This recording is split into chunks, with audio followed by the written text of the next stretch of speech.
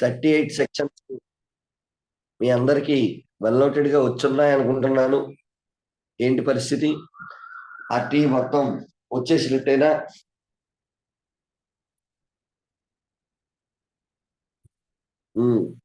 మౌనం అర్ధాంగీకారం అంటే వచ్చినట్టే అని అనుకుంటున్నాను.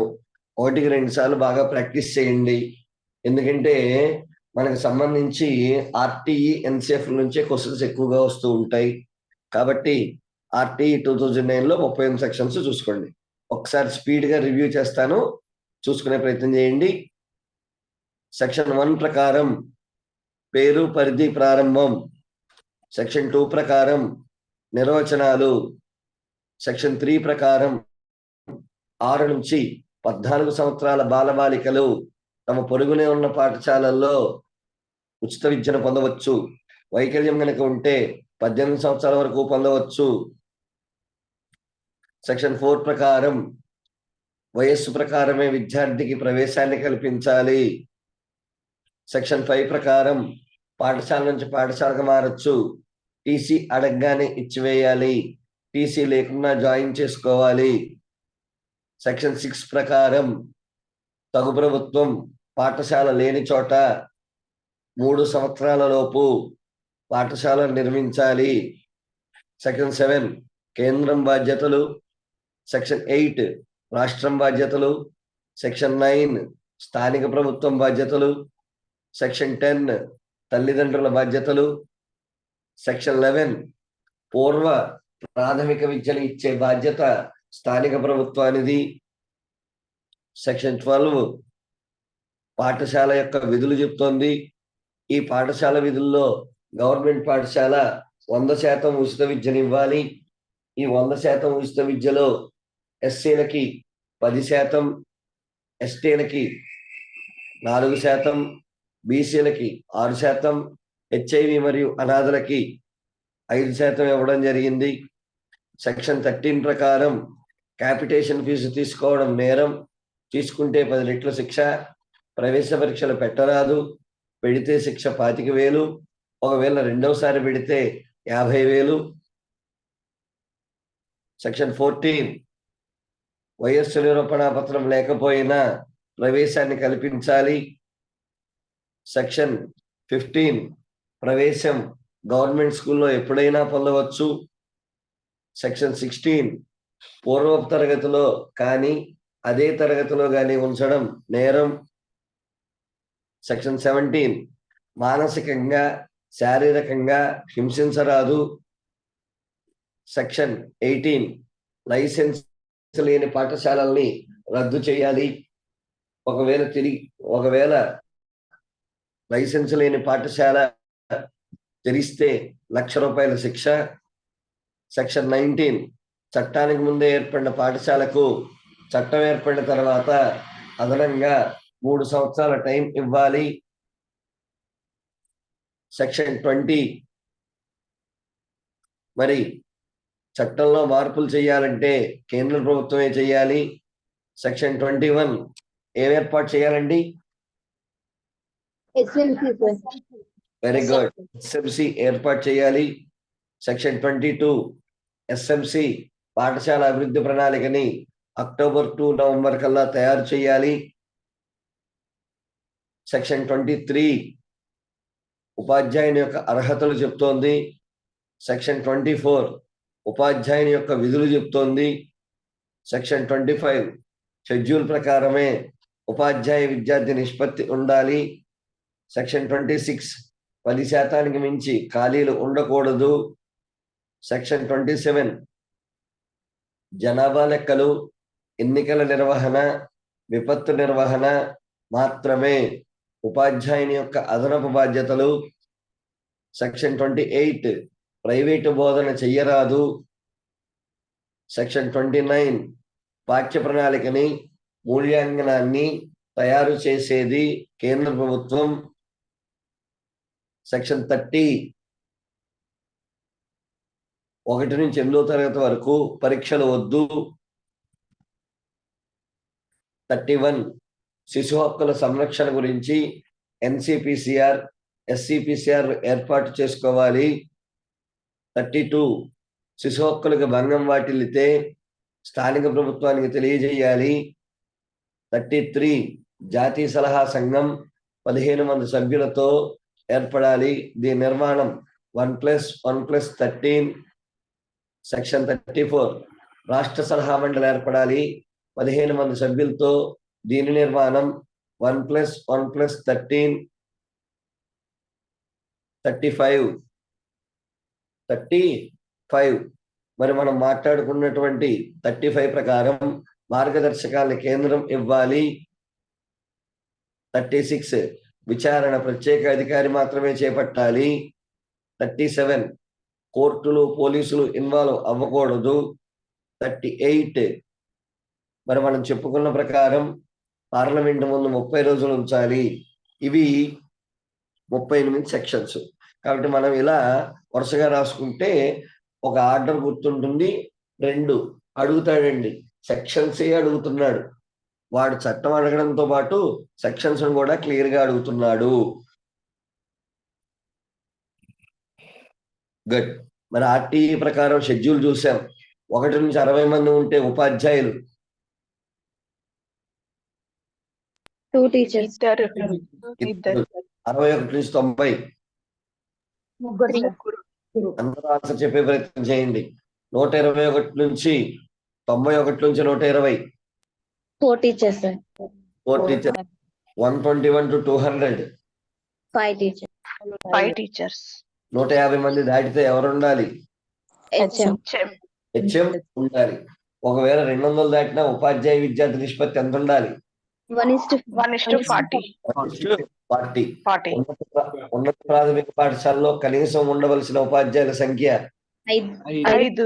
5. Very good. మరి ఉపాధ్యాయ విద్యార్థి నిష్పత్తి ఎంత దాటకూడదు? 1:35. 1:35ని దాటకూడదు. ఇవి మాట్లాడుకున్నాం. ఇక తర్వాత నిన్న ఎన్సిఎఫ్ గురించి మాట్లాడుకున్నాం. మొట్టమొదటి ఎన్సిఎఫ్ 1975లో వచ్చిందని, మరి రెండవ ఎన్సిఎఫ్ 1988లో వచ్చిందని, మూడవ ఎన్సిఎఫ్ 2000లో వచ్చిందని, నాలుగవ ఎన్సిఎఫ్ 2005లో వచ్చిందని, మరి ఐదవ ఎన్సిఎఫ్ 2023లో వచ్చిందని చెప్పుకున్నాం. కానీ 2025 గురించి డాటా అడుగుతున్నాడు కాబట్టి 2005కు సంబంధించిన విషయాన్ని చూసాం. 2005 ఎన్సిఎఫ్ అధ్యక్షుడు యశ్పాల్ శర్మ. ఆర్టీఈ 2009 అధ్యక్షుడు యశ్పాల్ శర్మ. భారత అభ్యసనం అనే నివేదిక అధ్యక్షుడు యశ్పాల్ శర్మ. Very good. మరి ఎన్సిఎఫ్ ప్రకారం నిన్న మనం కొన్ని విషయాలు మాట్లాడుకున్నాం. ఎన్సిఎఫ్ అనేటువంటి దానికి ముందు మాట రచించిన వ్యక్తి రవీంద్రనాథ్ ఠాగూర్. ఆయన రచించినటువంటి సివిలైజేషన్ అనే కథని ముందు మాటగా తీసుకున్నాం. మరి మనకి ఎన్సిఎఫ్ 2005లో అధ్యాయాలు ఎన్ని? 5. మరి ఎన్సిఎఫ్ కి సంబంధించి మార్గదర్శక సూత్రాలు ఎన్ని? 4. పుస్తక జ్ఞానాన్ని ఏ జ్ఞానంతో అనుసంధానించాలి? అనుసంధానించాలి. ఏ పద్ధతిని తొలగించాలి? బట్టి పద్ధతులు తొలగించాలి. పుస్తక భారాన్ని ఏం చెయ్యాలి? తగ్గించాలి. పరీక్షలను సరళీకృతం చెయ్యాలా, కఠినతరం చెయ్యాలా? సరళీకృతం. మనం మాట్లాడుకున్నటువంటి విషయాలు. ఇక ఎన్సిఎఫ్ 2005కు సంబంధించి కంటిన్యూషన్ చెప్తున్నాను, కాస్త జాగ్రత్తగా వినండి. ఎన్సిఎఫ్ 2005 మనం చదివేటప్పుడు అండి ఎలా ఉండాలంటే 4 మార్గదర్శక సూత్రాలని అది ఉల్లంఘించకూడదు. అంటే మనకు ఆన్సర్ కావాల్సి వచ్చినప్పుడు 4 మార్గదర్శక సూత్రాలని గుర్తెచ్చుకోవాలి. ఆ 4టిని కనుక అది ఒబే చేసింది అనుకోండి, 4టిని ఓకే అనుకుందనుకోండి, ఓకే. లేదు అనుకోండి, మరి దానికి సంబంధించిన విషయాలు మనకి జరుగుతూ ఉంటాయి. కాబట్టి ఇక్కడ మనం మాట్లాడాల్సింది మార్గదర్శక సూత్రాలు ఎన్ని అంటే ఏంటండి? 4. అలాగే ఎన్సిఎఫ్ కి సంబంధించి మరి కొన్ని ముఖ్యమైన విషయాలు మనం ఇప్పుడు మాట్లాడుకునే ప్రయత్నం చేద్దాం. గుడ్. ఏంటి సార్, మరి ఎన్సిఎఫ్ కి సంబంధించి మనకి విద్యా జేయాలు అనేటువంటివి ఉంటాయి సార్. ఎన్సిఎఫ్ యొక్క విద్యా జేయాలంటున్నారు, ఏమేమిటి? ఎన్సిఎఫ్ యొక్క విద్యా జేయాల్లో మొట్టమొదటిది ప్రజాస్వామ్యము పట్ల విద్యార్థికి నమ్మకాన్ని కల్పించాలి. విద్యార్థికి ప్రజాస్వామ్యం పట్ల నమ్మకాన్ని కలిగించాలి. నెంబర్ 2, స్వతంత్ర ఆలోచనలు కలిగి ఉండి స్వంత నిర్ణయాలు తీసుకునేలా అతన్ని ప్రోత్సహించాలి. స్వతంత్ర ఆలోచనలు కలిగి సొంత నిర్ణయాలు తీసుకునేలా అతన్ని ప్రోత్సహించాలి. అలాగే ఇతరుల పట్ల సున్నితంగా ప్రవర్తించేటట్లు అభివృద్ధి చెయ్యాలి. ఇతరుల పట్ల అతను సున్నితంగా వ్యవహరించేటట్లు అతనిలో మనం లక్ష్యాలను అభివృద్ధి చెయ్యాలి. నెంబర్ 4, తెలుసుకున్నటువంటి విద్యని ఉపయోగించి సృజనాత్మకంగా ఆలోచించేటట్లు చెయ్యాలి. సృజనాత్మకంగా ఆలోచించేటట్లు చెయ్యాలి. నెంబర్ 5, ప్రపంచ జ్ఞానాన్ని అతను తెలుసుకునే విధంగా ప్రోత్సహించాలి.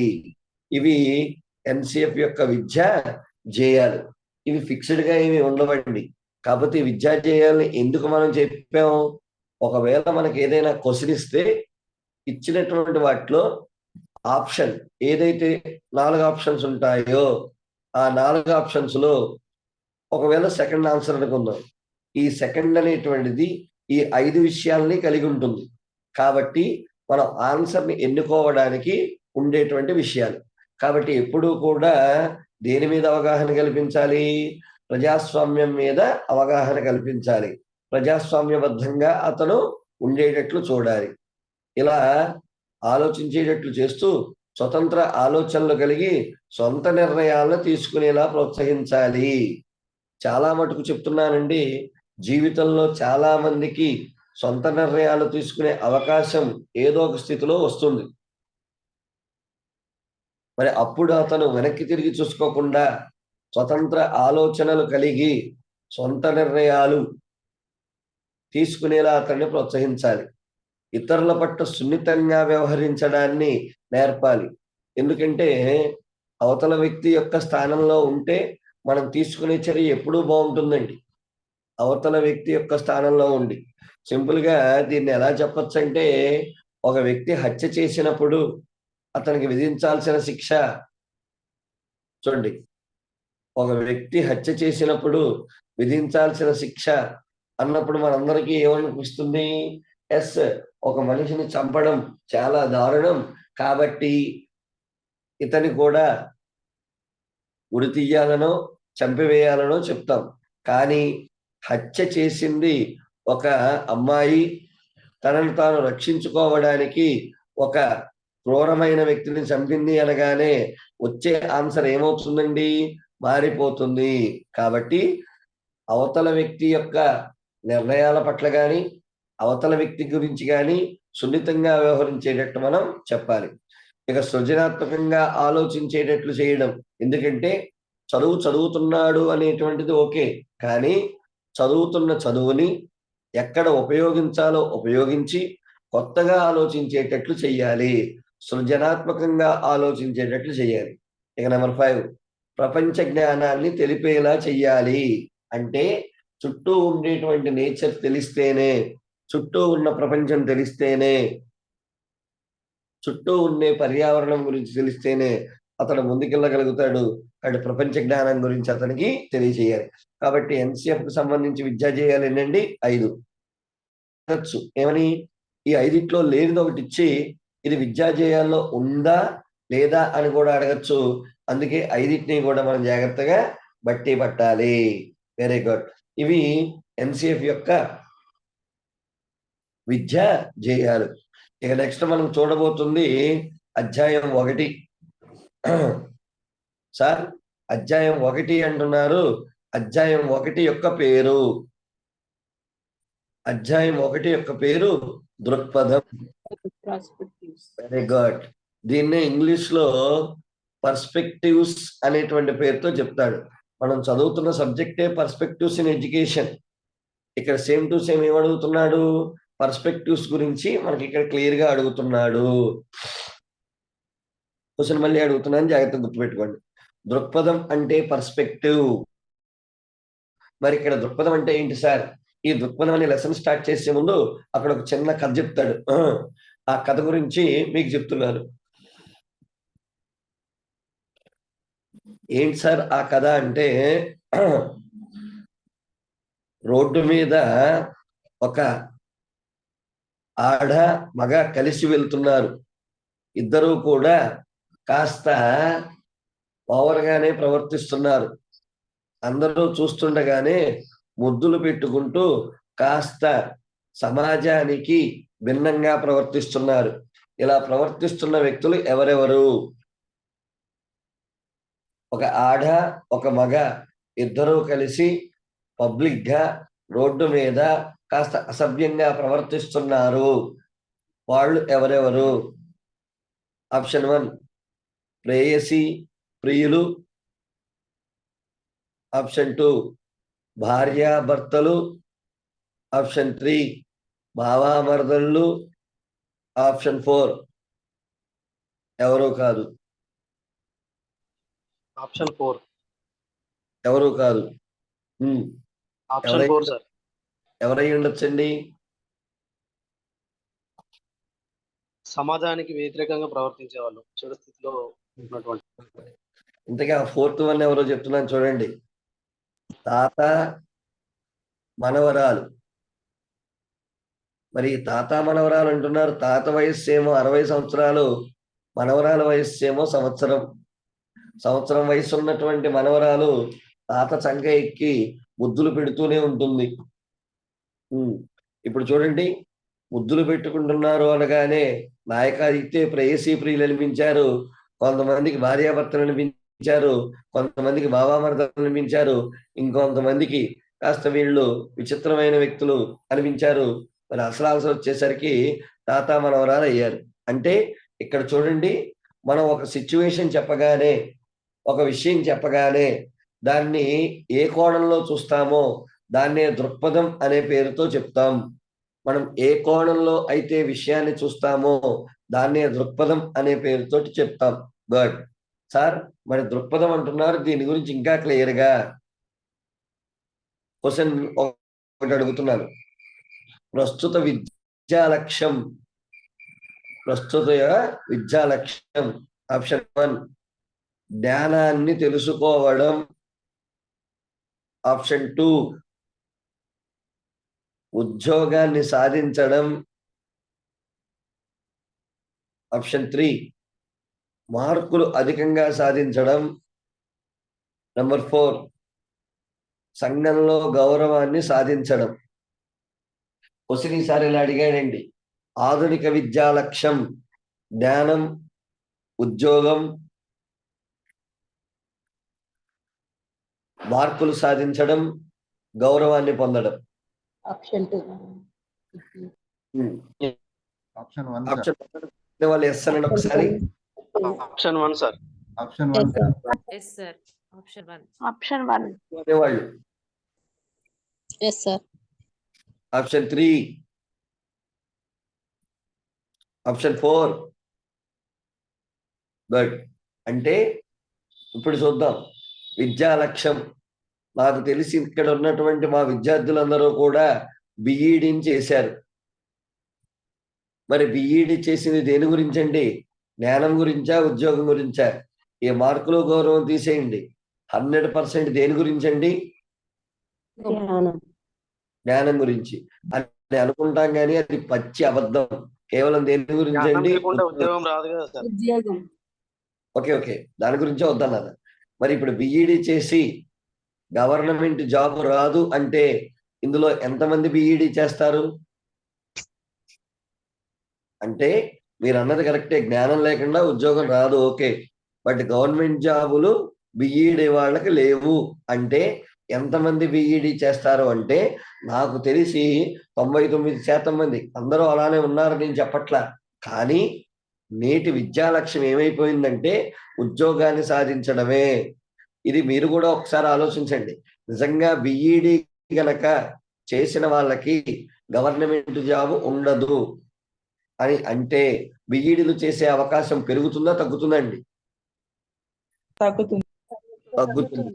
అంటే మన యొక్క విద్యా లక్ష్యం ఏమైందండి? ఉద్యోగం. మరి ఇప్పుడు మన సోదరుడు మాట్లాడుతూ సార్ మరి జ్ఞానం కావాలి కదా, కొంతమంది జ్ఞానంతో ఉంటారు, జ్ఞానమే కావాలి ఉద్యోగం అనేది నెక్స్ట్ అనుకుంటూ ఉంటారు. కొంతమంది మార్కులు సాధించడమే. ఎందుకు? ఒకళ్ళు బిఈడి చేసి స్టేట్ ఫస్ట్ ర్యాంక్ సాధించి ఏ ఉద్యోగము చెయ్యరు, జస్ట్ ఆ మార్కులు చూసి మురిసిపోతూ ఉంటారు. అంటే వాళ్ళ లక్ష్యం మార్కులు. కొంతమంది పక్కన పేరు రాసుకుని నరేషన్ రాసుకుని ఆ నరేష్ అనే పక్కన ఎంఎస్సి బిఈడి అనే రాసుకున్న దాన్ని చూసుకుని మురిసిపోతారు. చాలా మంది ఓపీ యూనివర్సిటీ డిగ్రీలు కడతారు, దానివల్ల వారికి ఉపయోగం అంటూ ఏమీ ఉండదు, పక్కన రాసుకుంటారు. అంటే దానివల్ల ఏం పొందుదామని? గౌరవం పొందామని. కాబట్టి ఇక్కడ విద్యా లక్ష్యం అనేటువంటిది ఎలాగైతే మారిందో విద్యని కూడా నువ్వు ఎలా చూస్తున్నావు అనే యూనిట్ పేరే దృక్పథం. మోస్ట్ ఇంపార్టెంట్ గుర్తుంచుకోండి. కాబట్టి అధ్యాయం 1 పేరేంటానా? దృక్పథం. సార్ దృక్పథం ఏం చెప్పింది సార్? దృక్పథం కొన్ని విషయాలు చెప్పింది. జాపా, సరా, నాని అంటే 1400 పేజీలు కదండి. దాన్ని మనం షార్ట్ కట్ లో గుర్తుపెట్టుకోవాలంటే కొన్ని బుల్లెట్ పాయింట్స్ మనకు కావాలి. అందుకే ఎన్సిఎఫ్ లో బుల్లెట్ పాయింట్స్ లో ఇలా చిన్న షార్ట్ కట్ గుర్తుపెట్టుకున్నాను. జాపా, సరా, నాని. సార్ జాపా, సరా, నాని అంటున్నారు ఏంటి? జాతీయ విద్యా వ్యవస్థను బలోపేతం చెయ్యాలి. జాతీయ విద్యా వ్యవస్థను బలోపేతం చెయ్యాలి. ఊరుకోండి సార్, బలోపేతం చేయడానికి బలవంతం చేయడానికి మనం ఎవరం? విద్యా వ్యవస్థ ఎప్పుడు బలోపేతంగానే ఉంది కదా. బలోపేతంగా ఉంది అని చెప్పినప్పుడు మీకు ఒక చిన్న విషయం చెప్తున్నాను. 10th క్లాసులో ఫస్ట్ క్లాస్ వచ్చినటువంటి విద్యార్థి ఇంటర్మీడియట్కి వచ్చాడు. ఇంటర్మీడియట్కి వచ్చిన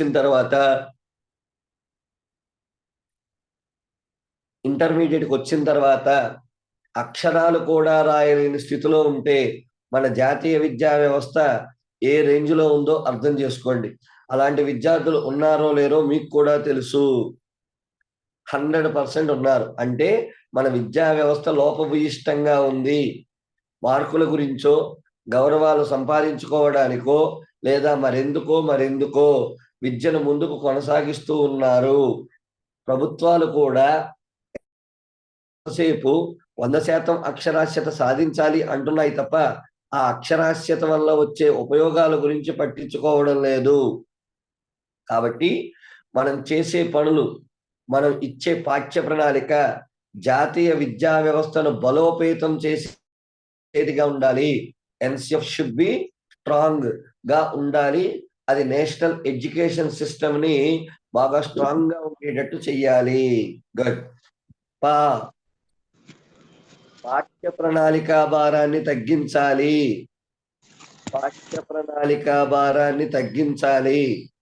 సార్ సిలబస్ ని తగ్గించాలంటున్నారు. సిలబస్ ని తగ్గిస్తే కరెక్టేనా?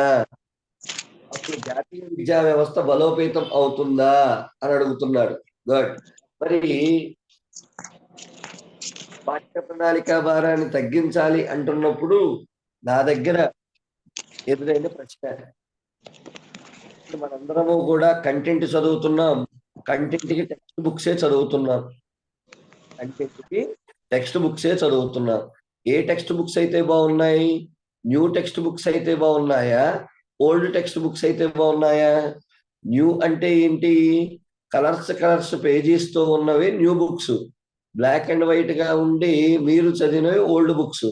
ఏ బుక్స్ బాగున్నాయండి? ఓల్డ్ బుక్సే బాగున్నాయి. ఓల్డ్ బుక్సే బాగున్నాయి. ఎందుకు? మనం చదివా, మనకు అర్థమయ్యాయి కాబట్టి.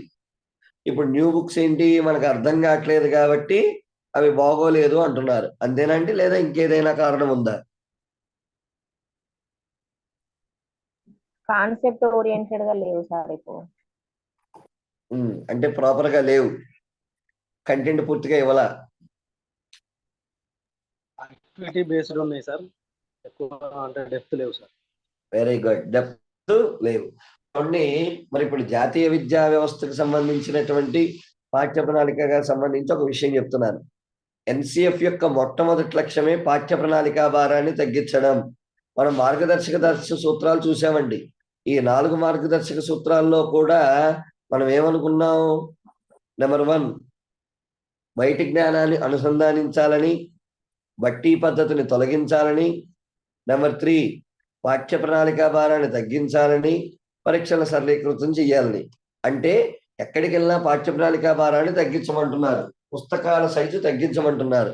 మరి ఇప్పుడు మీరు చెప్పండి, మనం ఇంతకు ముందు మీరు చదివిన ఓల్డ్ బుక్స్ కనుక చూసుకుంటే చాలా లావుగా ఉన్నాయి.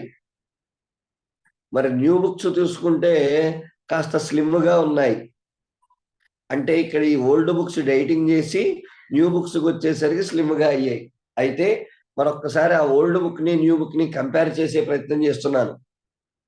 నిజంగా పాఠ్య ప్రణాళికా భారం తగ్గించాలి అనే ఒక నెపంతో, లేదు సిలబస్ ని తగ్గించాలి అనే ఒక రీజన్ తో కావాలని తగ్గించారా, నిజంగా ఇది సైంటిఫిక్ గానే జరిగిందా అనే విషయాన్ని ఒకసారి చూద్దాం. మరి ఓల్డ్ బుక్స్ తీసుకుంటే ఓల్డ్ బుక్స్ లో ఎలా ఉండేది చూద్దాం. ఇదిగోండి ఓల్డ్ బుక్ లో ఒక లెసన్ అనుకుందాం. ఫస్ట్ గా లెసన్ కి సంబంధించిన ఫుల్ మ్యాటర్ ఉండేది. క్వశ్చన్లు అవి కాకుండా ఒక్కొక్క పాయింట్ ని ఎక్స్ప్లెయిన్ చేసుకుంటా ఫుల్ గా వెళ్ళిపోయేది. లెసన్స్ అర్థం అవ్వడానికి డయాగ్రామ్స్ ఉండేవి, బ్లాక్ అండ్ వైట్ లో డయాగ్రామ్స్ ఉండేవి, ఎక్కువగా ఉండేవి. ఆ డయాగ్రామ్స్ తో పాటు టేబుల్స్ ఉండేవి. అంటే ఎనాలిసిస్ చేసుకోవడానికి, కంపేర్ చేసుకోవడానికి టేబుల్స్ ఉండేవి. తర్వాత క్వశ్చన్స్ ఉండేవి, వాటి తర్వాత ఆన్సర్స్ ఉండేవి. ఒకవేళ ఇక్కడ ఆన్సర్స్ లేకపోయినా ఈ క్వశ్చన్స్ కి ఆన్సర్స్ అన్ని ఈ లెసన్స్ లో దొరికేవి. ఇది ఓల్డ్ బుక్స్ ఉన్నటువంటి పద్ధతి.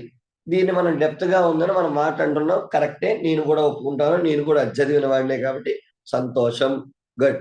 ఇప్పుడు న్యూ బుక్ దగ్గరకు వద్దాం. న్యూ బుక్ ఇలా లేదండి, కాస్త సన్నగా తయారైంది, స్లిమ్ గా తయారైంది. ఇప్పుడు నేను అడుగుతున్న క్వశ్చన్, న్యూ బుక్ లో క్వశ్చన్స్ ఎక్కువగా ఉన్నాయి. ఈ క్వశ్చన్స్ కి ఆన్సర్స్ ఈ లెసన్ లోనే ఉన్నాయా లేవా?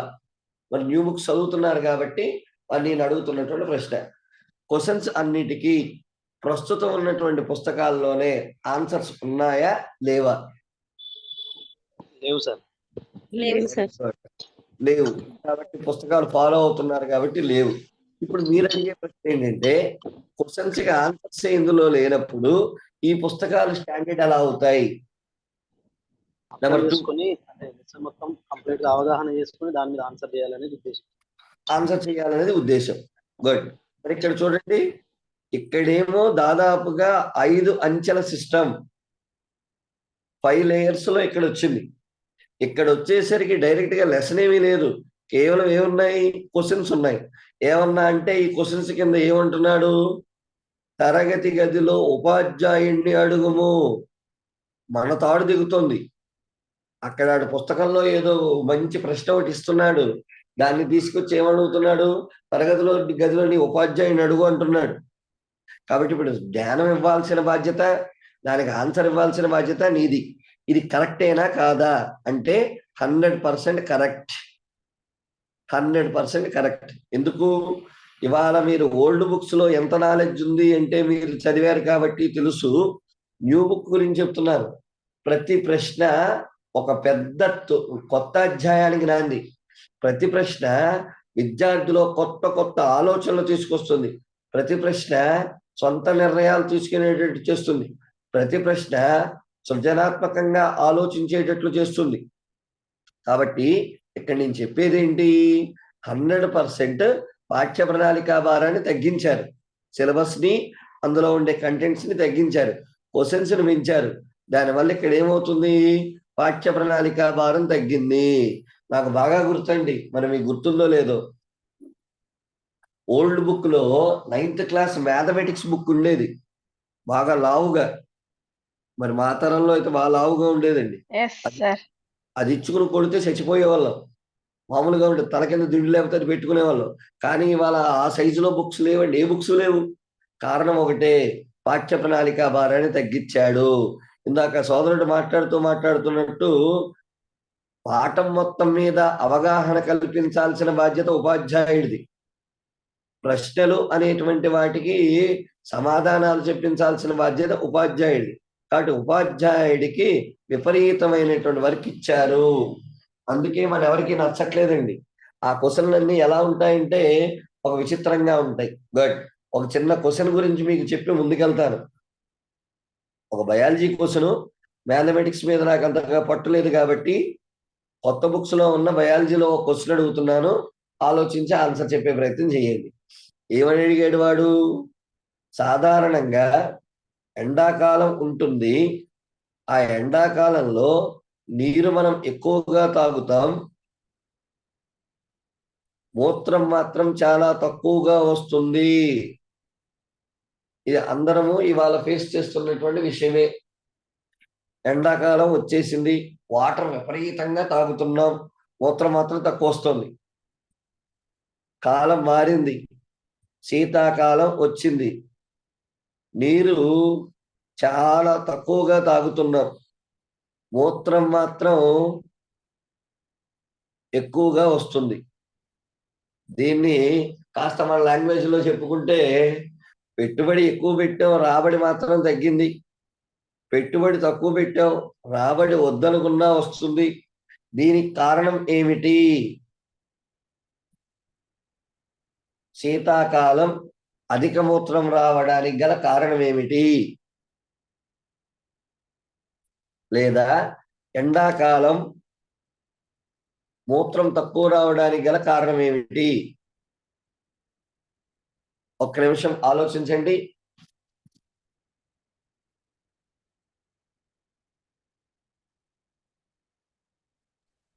ఎండాకాలంలో చెమట రూపంలో కొంత నీరు వెళ్ళిపోతుంది కదా.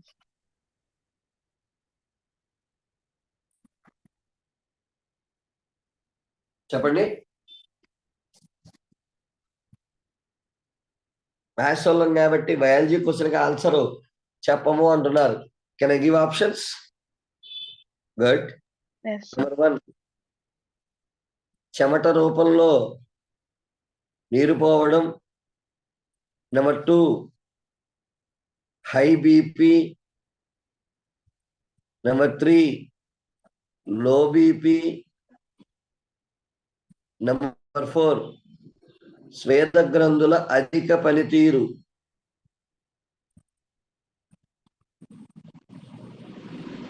ఇదేమి బయాలజీ వాళ్ళే చేయాల్సిన క్వశ్చన్ కాదండి, మనందరం నిత్య జీవితంలో ఎదుర్కొంటున్న ప్రశ్న. అందరం ఒకసారి ఆలోచించి ఆన్సర్ చెప్పే ప్రయత్నం చేయండి. ఎన్సిఎఫ్ లో మీకు మోడల్ గా ఇచ్చిన క్వశ్చన్ అండి అది.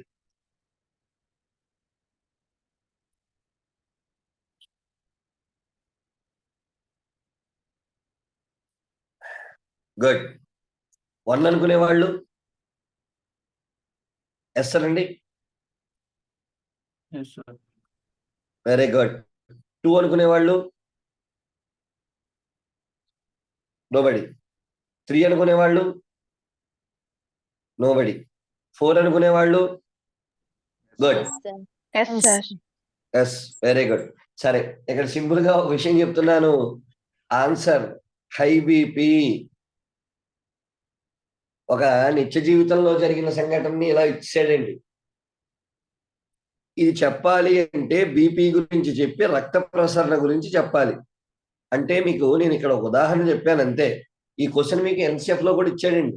అందుకే నేను మిమ్మల్ని, మీరు రేపొద్దున టీచర్స్ అయ్యాక ఆ 1400 పేజీల యొక్క విషయాన్ని మొత్తాన్ని చదవండి. చదివితే ఇలాంటి క్వశ్చన్స్ మీకు చాలా వస్తే బాగుంటుంది. ఇది ఎందుకు హై బీపీ, రక్త ప్రసరణ ఇవన్నీ మనకి ఇప్పుడు అనవసరం అనుకోండి, చెప్తున్నాను. అంటే ఒక చిన్న క్వశ్చన్ ఇచ్చి ఒక పెద్ద లెసన్ని చెప్పమంటున్నాడు.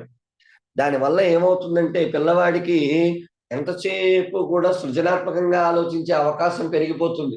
అలాగే నెంబర్ 2, మోస్ట్ ఇంపార్టెంట్ ఏంటంటే పుస్తకాల సైజు తగ్గుతుంది. ఇది కాబట్టి మనం మాట్లాడుతున్నటువంటి దృక్పథంలో మొట్టమొదటిది జాతీయ విద్యా వ్యవస్థను బలోపేతం చేయడం, 2 పాఠ్య ప్రణాళికా భారాన్ని తగ్గించడం. మరి మూడోది ఏంటి సార్? మరి మూడో పాయింట్ చెప్తున్నాం, సమాజాన్ని ముందుగా సిద్ధం చెయ్యాలి. పైన చెప్తున్న మార్పులని తీసుకొస్తాను అని చెప్తున్నారు సరే, ఆ మార్పులు వస్తున్నాయని ముందుగా నువ్వు సమాజాన్ని సిద్ధం చేయాలి. ఊరుకోండి సార్, మనం ఎంతసేపు పిల్లలకి పాఠం చెప్పామా లేదా చూసుకోవాలి కానీ వాళ్ళ అమ్మని నాన్నని రాజకీయ నాయకుల్ని సిద్ధం చేయమంటారు. మీరెక్కడ మనుషులండి? మనం ఎందుకు సార్ సమాజాన్ని సిద్ధం చేయాలి? చూద్దాం. ఏంటి సార్, మీ ఊర్లో ఏ అనే పాఠశాల ఉంది. ఇది గవర్నమెంట్ పాఠశాల. దాని పక్కనే కొత్తగా బి అనే ప్రైవేటు పాఠశాల కట్టారు. బి అనే ప్రైవేటు పాఠశాల కట్టారు. కట్టి ఆ ప్రైవేటు పాఠశాల యజమానైన నరేషు ఇలా ప్రచారం చేస్తున్నాడు. మా దగ్గర ఉదయం 9 నుంచి 6 గంటల దాకా క్లాసులు ఉంటాయి. ప్రతి పిల్లవాడికి వర్క్ బుక్స్, నోట్ బుక్స్ అని సుమారుగా 30 పుస్తకాలు ఉంటాయి. మా దగ్గర వీక్లీ టెస్టులు ఉంటాయి. హాలిడేస్ చాలా తక్కువ, స్టడీ అవర్స్ ఉంటాయని చెప్తున్నారు.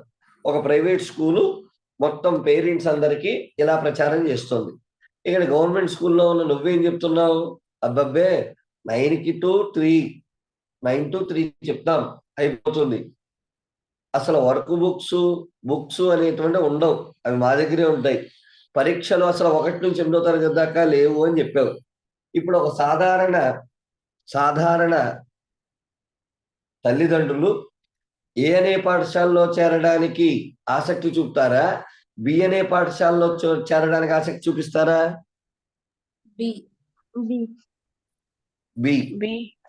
బి అంటున్నారు. అంటే అర్థం ఏంటి? ప్రైవేట్ స్కూల్లో చేరడానికి చెప్తున్నారు. అంటే ఒక గవర్నమెంట్ స్కూల్లోనేమో నువ్వు ఎన్సిఎఫ్ తరహా బోధన చెయ్యాలనుకుంటున్నావు, కానీ ప్రజలు మాత్రం ఆ ఎన్సిఎఫ్ ని అర్థం చేసుకునేట్టు లేరు.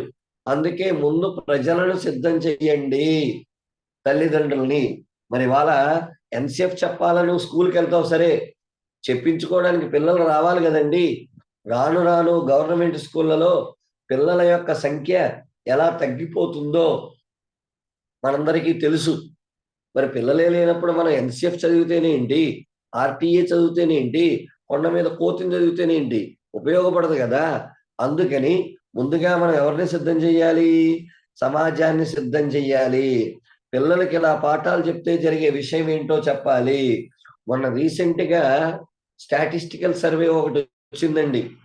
భారతదేశంలో యూపీఎస్సి క్లియర్ చేస్తున్నటువంటి విద్యార్థులలో 82% మంది గవర్నమెంట్ పాఠశాలల్లో చదివిన వారు అని చెప్తున్నారు. యూపీఎస్సి అంటే ఏంటండి? సివిల్స్, ఐఏఎస్ లాంటి అత్యున్నత ఉద్యోగాలకి గవర్నమెంట్ స్కూల్ నుంచి వెళ్ళిన వారే 82% అంటండి.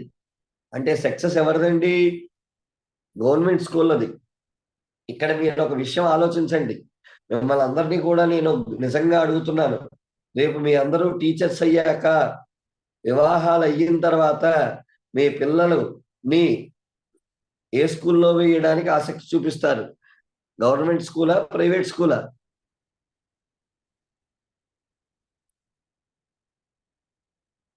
ఆన్సర్ చెప్పట్లేదండి. నేను ముందే చెప్తున్నాను, it should be a teaching aptitude. ఇది టీచింగ్ యాప్టిట్యూడ్ లాంటి సబ్జెక్ట్ అండి. కాబట్టి మనం ఎంత ఇంట్రాక్ట్ అయితే అంత బాగా ఇది అర్థమవుతుంది అనమాట. రేపొద్దున మీరు మీ పిల్లల్ని, మీ భవిష్యత్తుని గవర్నమెంట్ స్కూల్లో వేసి తెలుగు మీడియంలో చదివిస్తారా? ప్రైవేట్ స్కూల్లో వేసి ఇంగ్లీష్ మీడియం చదివిస్తారా? అదొక మళ్ళీ మాట్లాడట్లేదు. అంటే ఆన్సర్ అర్థమైపోయింది. గ్యారంటీగా మీరు ఏం చేస్తారు? ప్రైవేట్ స్కూల్లోనే చదివిద్దామని ఫిక్స్ అయిపోయారు కదండి. అది మరి పరిస్థితి. ప్రభుత్వ ఉద్యోగం చేసే నువ్వే ప్రభుత్వ పాఠశాలలో పనిచేసే భవిష్యత్తును కోరుకుంటున్నటువంటి వాళ్ళు చాలా మంది తల్లిదండ్రులు మరి ఏం చేస్తారండి? ఇక్కడే చదివిస్తూ ఉంటారు. కాబట్టి దయచేసి మీ అందరికీ మళ్ళీ చెప్పే విషయం ఏంటంటే 100% ముందుగా మనం సమాజాన్ని సిద్ధం చెయ్యాలి. గుడ్. మరి 4వ అంశం ఏంటి సార్? నాణ్యమైన విద్యను అందించండి. నాణ్యమైన విద్యను అందించండి. సార్ అదేంటి విద్యలో నాణ్యత ఉండడం అంటున్నారు? నాణ్యమైన విద్య అందించకుండానే ఇన్నాళ్ళు విద్యా వ్యవస్థ ఉందా? గుడ్. ఒక చిన్న ఉదాహరణ చెప్తాను, గుర్తుంచుకోండి. 2019లో కరోనా వచ్చింది, స్కూళ్ళు మూతపడ్డాయి. 2020లో అసలు తెరవనే లేదు. 2021 కూడా అంతంత మాత్రమే. ఈ 2 సంవత్సరాలు వయస్సు పెరిగింది కాబట్టి పిల్లలందరూ కూడా తరువాతి తరగతిలోకి వెళ్ళిపోయారు. Yes or no? Yes sir. Yes. Yes sir. వీళ్ళెవరూ స్కూల్కి వెళ్ళలేదు. వీళ్ళ వయస్సు పెరిగింది కదా అని తర్వాత తరగతికి పంపించేశాం. ఫర్ ఎగ్జాంపుల్ 2019లో వాళ్ళు 3వ తరగతిలో ఉన్నారు. మరి 4వ తరగతి 5వ తరగతి చదవకుండానే 6వ తరగతికి వచ్చేశారు.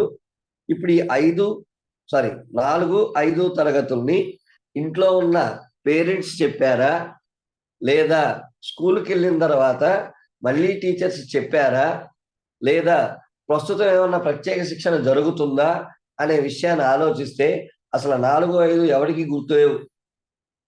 4, 5 ఎవరికి గుర్తులేవు. ఎవరైనా పిల్లల్ని ఎన్నో తరగతులు అంటే ఎవరికి తెలిసే అంటున్నారు. అంటే పాపం వాళ్ళకి అర్థం కావట్లా. ఒరే ఒక సంవత్సరం పోయింది నువ్వు 4 అన్నారు, ఒరే ఇంకో సంవత్సరం కూడా లేదు నువ్వు 5 అంటున్నారు. తీసుకొచ్చి 6వ తరగతిలో కూర్చోబెట్టారు. మధ్యలో ఏం జరిగిందో వాడికి అంతా మిథ్య సినిమా. కాబట్టి ఇది నాణ్యమైన విద్య అవుతుందా అనేది ఆలోచించండి. కాబట్టి ప్రత్యేక శిక్షణలు ఇచ్చుకుంటూ వెనకబడిన విద్యార్థులకి శిక్షణ ఇచ్చుకుంటూ అందరినీ సమానం చెయ్యడమే నాణ్యమైన విద్య యొక్క ప్రధాన లక్ష్యం. మీకు చెప్తూ మొన్న ఒకసారి ప్రజాస్వామ్యము విద్య చెప్పినప్పుడు ఒక పాయింట్ చెప్పాను, సమన్యాయం. వెనకబడిన వారికి ప్రత్యేక అవకాశాలు కల్పించి ఇతరులతో సమాజం చెయ్యడం, దీన్నే నాణ్యమైన విద్య అంటారు. కాబట్టి నాణ్యమైన విద్యను అందించాలి. Very good. నెంబర్ 5 జాపా సరా నాని. రాజ్యాంగబద్ధంగా పాఠ్యాంశాలు ఉండాలి. రాజ్యాంగబద్ధంగా పాఠ్యాంశాలు ఉండాలి. ఒక మతాన్ని బలపరచడం, ఒక కులాన్ని కించపరచడం, డబ్బున్న వారిని ప్రోత్సహించడం, డబ్బు లేని వారిని చేయడం, అంటరానితనం ఇలాంటివి ఏమీ ఉండకూడదు. మనం చెప్పే ప్రతి పాఠం మన రాజ్యాంగానికి బద్ధమై ఉండాలి. రాజ్యాంగబద్ధమై ఉండాలి 100%. గుడ్. మరి నేను హిందువునేనండి. మరి ఇలా ఇప్పుడు పాఠం వింటున్న వాళ్ళలో హిందువులు ఉండుంటారు, ముస్లింలు ఉండుంటారు, క్రిస్టియన్లు ఉండుంటారు. బట్ నేను హిందువునా అని చెప్పుకోవడం కంటే ఐఎమ్ ఏ ఇండియన్ అని చెప్పుకోవడం నాకు చాలా ఇష్టం. నాకైతే చాలా ఇష్టం. మరి యాక్చువల్గా నన్ను పిలిచేటప్పుడు ఎక్కువగా నన్ను అమ్మ నరేష్ అని పిలుస్తారు. ఎందుకు సార్ ఇలా అంటుంది అంటే మా ఇంటి పేరు అమ్మ కాదండి. విద్య నేర్పే తొలి గురువు అమ్మ కాబట్టి ఆవిడ జ్ఞాపకార్థం నన్ను ఎక్కువగా అమ్మ నరేష్ అని పిలుస్తారు. ఇదంతా ఎందుకు సార్ ఇప్పుడు అప్రస్తుతం పాఠానికి దీనికి సంబంధం ఏంటి? ఓ చిన్న ఉదాహరణ చెప్తాను. మొన్న అయోధ్యలో జరిగిన సంఘటన చూసుకుందాం. అది రామ జన్మభూమి అని అక్కడ రాముడికి ఒక గుడి కట్టారు. సంతోషం. ఇక్కడ దాకా నాకు సంతోషమే, అందరికీ సంతోషమే. ముస్లింలకి సంతోషమా, క్రిస్టియన్లకు సంతోషమా? ఆలోచించండి. అసలు ఇక్కడ ఈ గుడి కట్టినటువంటి విధానంలో ఒకసారి మనం మాట్లాడుకుంటే, పూర్వం అక్కడ ఒక మసీదు ఉండేది. ఆ మసీదుని కూలగొట్టి అది రాముడి జన్మస్థలం కాబట్టి అక్కడ గుడి కట్టారు. ప్రభుత్వం కూడా దాన్ని ప్రోత్సహించింది.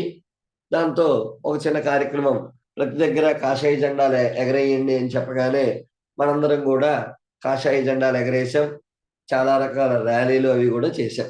నేను హిందువునే, నేను అది చూసి బాగానే ఉంది. కానీ ఇది పిల్లలకి చెప్పచ్చా? చేస్తారనో అండి? పేరండి చెప్పొచ్చు. ఈ అయోధ్యలో రాముడి గుడి గురించి పిల్లలకి పాఠంలో చెప్పవచ్చా? చెప్పచ్చు అంటే ఎస్ అని, చెప్పకపోతే నో అని మీ విలువైన సమాచారాన్ని చెప్పండి. Yes sir. చెప్పచ్చు. గుడ్. మరి అయోధ్యలో రాముడి గురించి పిల్లలకు చెప్పచ్చు అని అంటున్నారు కదా, మరి ఇక్కడ ముస్లింల యొక్క మసీదు కూలగొట్టేశారు. ఈ పాఠం చెప్తున్నప్పుడు మరి మసీదు కూలగొట్టేశారని చెప్పినప్పుడు మన మహమ్మదీయ మిత్రులకు మీరు ఏం చెప్తారు ముస్లిం ఫ్రెండ్స్ కి? కాబట్టి ఇవి రాజ్యాంగబద్ధమైన విషయాలు కావు. ఇవి రాజ్యాంగబద్ధమైన విషయాలు కావు. రాజ్యాంగబద్ధంగా ఏ కులాన్ని ఏ మతాన్ని సమర్థించకూడదు, విమర్శించకూడదు. కాబట్టి ఎన్సిఎఫ్ అనేటువంటిది ఎక్కడా ఎవరిని సమర్థించకూడదు, ఎక్కడా ఎవరిని విమర్శించకూడదు అనేది ఉండేటట్టు చేసేదే. రాజ్యాంగబద్ధంగా పాఠ్యాంశాలు ఉండాలి. నెంబర్ 6, నిబద్ధత కలిగిన పౌరుడిని తయారు చేయాలి. నిబద్ధత కలిగిన పౌరుడు అంటే ఏంటి సార్? సింపుల్ గా మనం అర్థం చేసుకునే ప్రయత్నంలో వెళ్దాం. నిబద్ధత కలిగిన పౌరుడు ఎవరు అంటే ద మోస్ట్ ఇంపార్టెంట్ గుర్తుంచుకోండి. నిబద్ధత కలిగిన పౌరుడు ఎవరు అంటే నెంబర్ 1, ఇతను విధులు ఏంటో ఇతనికి తెలుసుండాలి. ఇతని బాధ్యతలు ఏంటో తెలుసుండాలి. ఇతని హక్కులను కూడా తెలుసుండాలి. కానీ విచిత్రమైన విషయం ఏంటంటే భారతదేశంలో హక్కులు మాత్రం అందరూ తెలుసుకుంటారు, విధులు బాధ్యతల దగ్గరకు వచ్చేసరికి ఏమీ ఉండదు. ఎప్పుడూ కూడా మనందరిలోనూ ఒకటే వెలితి, ఈ దేశం నాకేం చేసింది? మరి రివర్స్ అదే క్వశ్చన్ నిన్ను అడుగుతున్నారు, నువ్వు ఏం చేశావు? కాబట్టి నిబద్ధత కలిగిన పౌరుడిని తయారు చెయ్యాలి. మొత్తానికి మనకి 6 అంశాలతో మొట్టమొదటి అధ్యాయం దృక్పథాన్ని కంప్లీట్ చేసుకున్నాం. మోస్ట్ ఇంపార్టెంట్ గుర్తుంచుకోండి. దృక్పథంలో మొట్టమొదటిది జాతీయ విద్యా వ్యవస్థను బలోపేతం చేయాలి, పాఠ్య ప్రణాళిక భారాన్ని తగ్గించాలి, సమాజాన్ని ముందుగా సిద్ధం చేయాలి, రాజ్యాంగబద్ధంగా పాఠ్యాంశాలను ఏర్పాటు చేయాలి, నాణ్యమైన విద్యను అందించాలి, నిబద్ధత కలిగిన పౌరులను తయారు చేయాలి. కాబట్టి ఏదైనా క్వశ్చన్ వస్తే ఆ క్వశ్చన్ ఈ 6 కూడా కలిగి ఉండాలి. ఈ 6 లక్షణాలని కూడా సమర్థించాలి. అప్పుడే అది పర్ఫెక్ట్ ఆన్సర్. ఒక బిట్ చేసే ప్రయత్నం చేసి ముందుకెళ్దాం, అప్పుడు మనకు కొద్దిగా అర్థమయ్యే అవకాశం ఉంటుంది. క్వశ్చన్ నెంబర్ 1, ఎన్సిఎఫ్ ప్రకారం సరికానిది. ఎన్సిఎఫ్ ప్రకారం సరికానిది. ఆప్షన్ 1, పుస్తకాలలోని జ్ఞానం మాత్రమే పిల్లలకి చెప్తే సరిపోతుంది. పుస్తకాలలో ఉన్న జ్ఞానం మాత్రమే చెప్తే సరిపోతుంది. పుస్తకాల బరువు తగ్గించాలి. పరీక్షలను సరళీకృతం చెయ్యాలి. విద్య నిబద్ధత కలిగిన పౌరులను తయారు చెయ్యాలి. మరి ఈ 4 ఎన్సిఎఫ్ ప్రకారం సరికానిది ఏది? పుస్తకాల్లో ఉన్న జ్ఞానం మాత్రమే ఉందా? పుస్తకాల యొక్క బరువు తగ్గించాలా? పరీక్షలను సరళీకృతం చెయ్యాలా? విద్య నిబద్ధత కలిగిన పౌరులను తయారు చేయాలి. కంగారు పడకుండా 4 ఆప్షన్స్ ని ఒక్కసారి గుర్తు తెచ్చుకుని చెప్పండి. 1 సార్. గుడ్. 1 అంటున్నారు. 1 అనుకునే వాళ్ళు ఒకసారి ఎస్ఆర్ అనండి. గుడ్. 2 అనే వాళ్ళు ఎస్ఆర్ అనండి. 3 అనుకుంటే ఎస్ అనండి. 4 అనుకుంటే ఎస్ అనండి. Very good. చూడండి, బరువు తగ్గించాలి డైరెక్ట్ క్వశ్చన్ మార్గదర్శక సూత్రాల్లో ఉంది. సరళీకృతం చేయాలి మార్గదర్శక సూత్రాల్లో ఉంది. నిబద్ధత కలిగిన పౌరుని తయారు చేయాలి అధ్యాయం 1లో ఉంది. ఇక ఎటొచ్చి లేనిదేంటి? పుస్తకాల్లోనే జ్ఞానం. దీనికి సంబంధించిందండి. పుస్తక జ్ఞానం ఏ జ్ఞానంతో అనుసంధానించబడాలి? బయటికి జ్ఞానంతో. జ్ఞానంతో. అలాగే విద్యాజయాల్లో చెప్పుకున్నాం, ఓన్లీ పుస్తకాల జ్ఞానమే సరిపోతుందా, ప్రపంచ జ్ఞానం కావాలండి? ప్రపంచ జ్ఞానం ప్రపంచ జ్ఞానం వెరీ గుడ్. కాబట్టి ఇలాంటి క్వశ్చన్లు ఉంటాయి, మనం చూసుకోవాలి. Very good. ఇక నెక్స్ట్ లెసన్కి వెళ్ళబోతున్నాం, సారీ నెక్స్ట్ యూనిట్కి వెళ్ళబోతున్నాం. అదే అధ్యాయం 2. సార్ అధ్యాయం 2 యొక్క పేరేంటి సార్? అభ్యసనం కామ జ్ఞానం. అభ్యసనం కామ జ్ఞానం. సార్ అభ్యసనం అంటున్నారు, జ్ఞానం అంటున్నారు, ఏంటి? వీటికి సంబంధించిన విషయాలు ఏంటి? ఒక్కసారి చూస్తూ ఉండండి, వాటర్ తాగుతాను. 1 minute.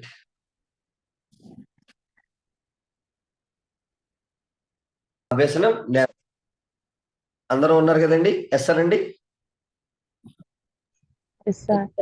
Very good. మరి అభ్యసన జ్ఞానం అంటున్నారు ఏంటి సార్? చూద్దాం. మరి ఇందులో మొట్టమొదటిగా మనం మాట్లాడవలసినటువంటి విషయం, అభ్యసన వైకల్యాలు కలిగినటువంటి పిల్లలు ఉంటారు. అభ్యసన వైకల్యాలు కలిగిన పిల్లలు ఉంటారు. వీళ్ళకి ప్రత్యేక బోధనా పద్ధతుల చేత పాఠాలు చెప్పాలి. గుడ్. మరి ఆల్రెడీ మీ అందరూ సైకాలజీ చదువుకుంటారు. ఆ సైకాలజీలో ఉన్న ఒక పాఠమే ప్రత్యేక అవసరాలు కలిగిన పిల్లలు, వారికి సంబంధించిన విషయాలు. ఆ ప్రత్యేక అవసరాలు కలిగిన పిల్లల్లో ఉండేటువంటి వాళ్ళే అభ్యసన వైకల్యాలు. సార్ అభ్యసన వైకల్యాలు అంటే ఏంటి? రాయడంలో డిఫికల్టీస్ వస్తాయి, గ్రాఫియా. చదవడంలో వస్తాయి, లెక్సియా. అలాగే గణితంలో వస్తాయి, కాల్కూలియా. అంటే ఉదాహరణకు చెప్తున్నాను. ఇలా రాయడం, వినడం, లెక్కలు, మరి ఏదైనా ఇంకొన్ని విషయాలు చాలా ఉన్నాయండి. అవి తర్వాత మాట్లాడుకోవచ్చు, మనకు అనవసరం ఇప్పుడు. ఇలా అభ్యసన వైకల్యాలు ఉన్న వాళ్ళు కాస్త చదువులో వెనకబడి ఉంటారు. ఇలాంటి వాళ్ళని తిట్టి కొట్టి పాఠాలు చెప్తే వాళ్ళకి రావు. వాళ్ళకి ప్రత్యేక బోధనా పద్ధతులు ఉండాలి. ఊరుకోండి సార్, అది అలా జరుగుతుంది అసలు? Is it possible? చూద్దాం. మీ అందరికీ మ్యాథమెటిక్స్ అనగానే గుర్తొచ్చే మహానుభావుడు, భారతదేశంలో మ్యాథమెటిక్స్ మీద విపరీతమైనటువంటి మోజు తీసుకొచ్చినటువంటి వ్యక్తి శ్రీనివాస రామానుజన్. Very good. మనలో మనమాట, ఈ శ్రీనివాస రామానుజన్ అనే వ్యక్తి ఎన్ని సంవత్సరాలకు చనిపోయారండి? చాలా ఎర్లీ వయసులో చనిపోయారు. కొన్ని రకాలైనటువంటి హెల్త్ ఇష్యూస్ వచ్చాయి. Very good. మరి శ్రీనివాస రామానుజన్ యొక్క జీవిత చరిత్రను మీరు కనుక గమనిస్తే, శ్రీనివాస రామానుజన్ కు ఉన్నటువంటి సమస్య పేరు డిస్గ్రాఫియా. అంటే అతని మోచెయ్యి వద్ద ఉండే కండరాలు వణుకుతాయి. దాంతో అతను రాసేటప్పుడు రాత వణుకుతూ ఉంటుంది, ఇలా వణుకుతూ ఉంటుంది. మరి శ్రీనివాస రామానుజన్కి డిస్గ్రాఫియా ఉండేది. దీనిని వాళ్ళ ఉపాధ్యాయులు ఎవరు పట్టించుకునేవారు కాదు. పైగా రాత సరిగా లేదనే ఉద్దేశంతో అతన్ని కొడుతూ ఉండేవారు. ఎంత వణుకుతూ రాసినా నెంబర్సేగా కాబట్టి నెంబర్స్ అనేటువంటివి మన వాడికి బాగా అర్థమయ్యాయి. తన యొక్క ప్రతిభనంతా కూడా దానిలోకి తీసుకెళ్లాడు. ఇవాళ ప్రపంచం గర్వించదగ్గ స్థానంలో ఆయన ఉన్నారు. దురదృష్టవశాత్తు ఆయనకు కొన్ని ఆరోగ్య సమస్యలు వచ్చి చనిపోవడం, త్వరగా జరగడం అనేది జరిగింది. సరే, ఇదంతా పక్కన పెడితే, మరి చిన్నప్పుడు శ్రీనివాస రామానుజన్ని సంస్కృతం సార్ చాలా విపరీతంగా కొట్టేవారని ఆయనే తన ఆత్మకథలో కొన్ని చోట్ల చెప్పడం జరిగింది. అంటే ఆయన ఆత్మకథ రచించినటువంటి వ్యక్తులు.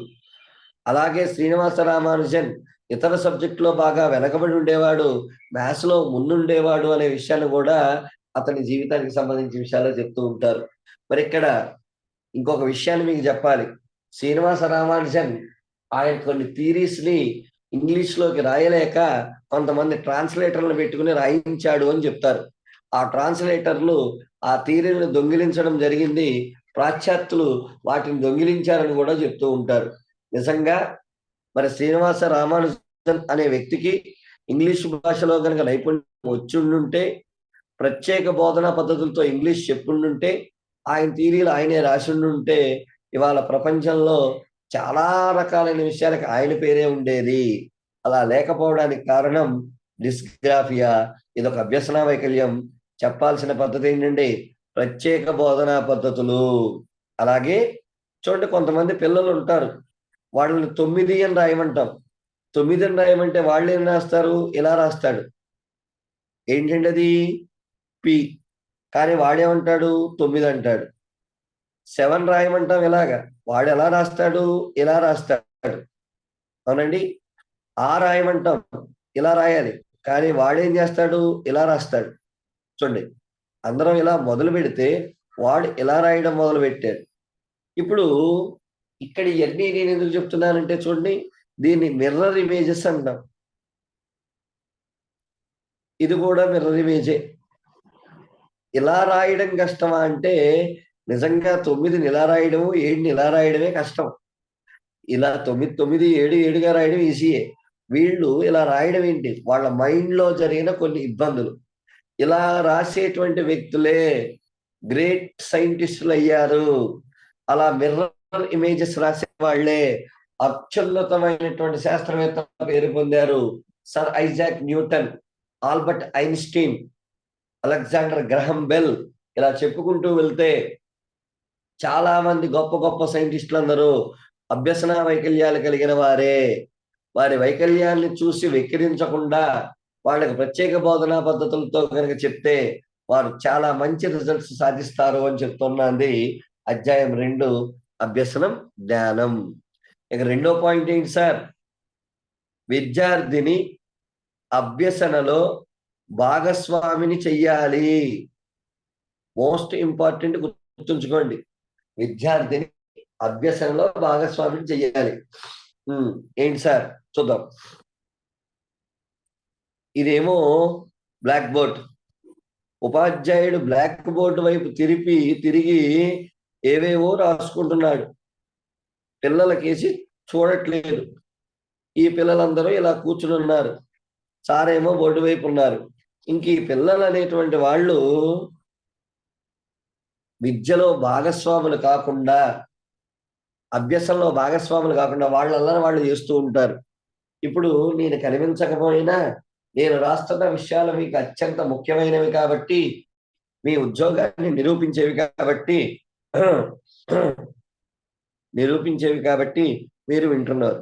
కానీ రేపొద్దున్న మన స్కూల్లో మన ముందు కూర్చునే చిన్నారి పిల్లలు, చిట్టిపొట్టి చిన్నారి పిల్లలు ఉంటారు. వాళ్ళకి ఇంకా విద్య యొక్క లక్ష్యం తెలియదు, ఎందుకు చదువుకోవాలో తెలియదు. నువ్వేమో బోర్డుకేసి తిరిగి రాసుకుంటుంటే వాళ్ళు ఇక్కడ అల్లరి చేస్తారు, వారి భవిష్యత్తు ప్రశ్నార్థకం అవుతుంది. కాబట్టి అభ్యసనలో విద్యార్థిని భాగస్వామిని చెయ్యాలి. అందుకే 1:30 అనేటువంటి నిష్పత్తిని ఇచ్చాం. ఉపాధ్యాయుడు ఎప్పుడూ తన కళ్ళతో 30 మంది మీద ఒక కన్ను వేసి ఉంచాలి. వాడిని భాగస్వామిని చేయాలి. క్వశ్చన్స్ అడుగుతూ, వాడిని నవ్విస్తూ, కవ్విస్తూ అభ్యసనలో భాగస్వామిని చెయ్యాలి. అప్పుడే వాడికి పూర్తి స్థాయి విద్య అందుతుంది. కాబట్టి విద్యార్థిని అభ్యసనలో ఏం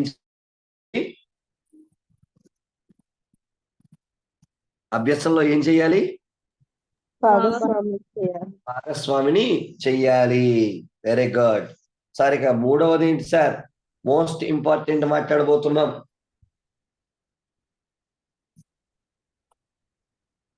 విద్యార్థులకు ప్రశ్నించే అవకాశాన్ని కల్పించాలి.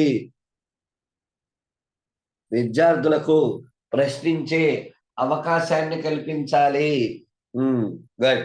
మనలో చాలా మంది పాఠాలు వినేటప్పుడు ఒకలాగా, టీచింగ్ చేసేటప్పుడు మరొకలాగా కనబడతాం. బిఈడిలో చెప్పే పాఠాలని ఏమాత్రం మనం అస్సల ఫాలో అయ్యే అవకాశమే ఉండదు. నువ్వు మంచి స్పీడ్తో పాఠం చెప్పేస్తున్నావు, ఈలోపు విద్యార్థి ఒక ప్రశ్న అడిగాడు, నీకు కోపం మామూలుగా రాదు. ఇక కోపం తీవ్రమైన స్థాయికి చేరిపోయి ఇక వాడిని మామూలుగా తిట్టవు. ఆ తిట్టడం ఇంక జీవితంలో వాడెవరు ప్రశ్న అడగకుండా అయిపోయింది. అంటే వాడికి ప్రశ్నించే అవకాశాన్ని తీసేశావు. బట్ ఇక నేను అడుగుతున్న విషయం ఏంటి, ప్రశ్నించే అవకాశాన్ని తీసేశారంటున్నారు కదా సార్. మరి కొంతమంది చాలా మంది తొంటరి విద్యార్థులు ఉంటారు, రెక్లెస్ గా ప్రతి చిన్న విషయానికి ప్రశ్నలు అడుగుతూనే ఉంటారు. మరి అలాంటి వాళ్ళని ఎలా మెయింటైన్ చేయాలి? అలాంటి తొంటరి ప్రశ్నలు అడిగే వాళ్ళని ఆన్సర్ చెప్పే కూర్చోబెట్టాలి తప్ప, నువ్వు ఆన్సర్ చెప్పకుండా ప్రశ్నలు అడగనివ్వకుండా ఆపేస్తే నీ క్యాలిబర్ మీద, నీ యొక్క విద్యా నైపుణ్యాల మీద వాళ్ళకి డౌట్ వస్తాయి. కాబట్టి విద్యార్థికి ప్రశ్నించే అవకాశాన్ని కల్పించాలి. విద్యార్థి ఇచ్చే ప్రశ్నలతోటే మనం జ్ఞానాన్ని ఇంకా పెంచుకుంటున్నామని చెప్తున్నాడు. విద్యార్థి అడిగే ప్రశ్నలతోనే మన జ్ఞానం ఇంకా పెరుగుతుందండి. మరి నాకైతే ఇది కరెక్టే అనిపిస్తుందండి. పర్స్పెక్టివ్స్ ని నేను పుస్తకాల్లో చదివినది నాకు మైండ్కి వచ్చి మీకు చెప్తున్నాను, కానీ మీరు ఒక్కొక్కసారి అడిగే ప్రశ్నలు కొత్త కొత్త ఆలోచనలకు దారి తీసి నా జ్ఞానాన్ని ఇంప్రూవ్ చేశాయని నేను అనుకుంటున్నాను. అలాగే మీరు కూడా విద్యార్థులకి ప్రశ్నించే అవకాశాన్ని కల్పించండి. కొన్ని క్వశ్చన్స్ అడుగుతున్నాను, జాగ్రత్తగా చూడండి. ఈ ప్రశ్నించే అవకాశం కనుక ఉంటే పిల్లలు అడిగే ప్రశ్నలు ఒక్కోసారి ఎంత దారుణంగా ఉంటాయో ఒకసారి మాట్లాడదాం. అందరికీ గ్రౌండ్ నట్ వేరుశనగ అంటే తెలుసు కదండి. Yes, very good. మరి వేరుశనగని కనుక చూస్తే వేర్లు ఉంటాయి, ఆ వేర్లకి వేరుశనగ కాయలు కూడా ఉంటాయి. ఓకే, పైన మొక్క ఉంటుంది. ఓకే, ఇప్పుడు అసలు క్వశ్చన్ మనకి 3వ తరగతిలోనో 4వ తరగతిలోనో పిల్లోడికి చెప్పాం ఏమని, ఒరే బాబు మొక్క ఉంటుంది, ఆ మొక్క మీద మొగ్గ అనేటువంటిది వస్తుంది, ఆ మొగ్గ కాస్త ఫలంగా మారుతుంది, ఫలం కాస్త అదే పుష్పంగా మారుతుంది, పుష్పం కాస్త ఫలంగా మారుతుంది, ఫలం లోపల విత్తనం ఉంటుంది, విత్తనం భూమి మీద పడి కొత్త మొక్క ఏర్పడుతుంది అని చెప్పేశాం. ఇది మొక్క జీవిత చరిత్ర 3వ తరగతో 4వ తరగతో 5వ తరగతిలో చెప్పాం. అంటే వాడి ఉద్దేశం ఏంటి, పుష్పం నుంచి ఫలం వస్తుంది అని. గుడ్. వాడికి ఫస్ట్ క్వశ్చన్, గులాబీ ఉంది కదా, గులాబీ ఫలాలు ఏవి అడిగాడు మేడంని. మేడం గులాబీ ఫలాలు ఏవి? మల్లెకాయలు ఏవి అని అడిగాడు. మరి వేరుశనగలో చూస్తే పుష్పాలేమో పైన ఉంటాయి, కాయలేమో కింద ఉన్నాయి. మరి పుష్పాలు కిందకి ఇప్పుడు వెళ్ళాయి, అక్కడ ఎందుకు ఆ కాయలు వచ్చాయి అనే ప్రశ్నలకి మీ దగ్గర ఏమైనా సమాధానాలు ఉన్నాయా? ఫాస్ట్ గా ఎస్ ఆర్ నో.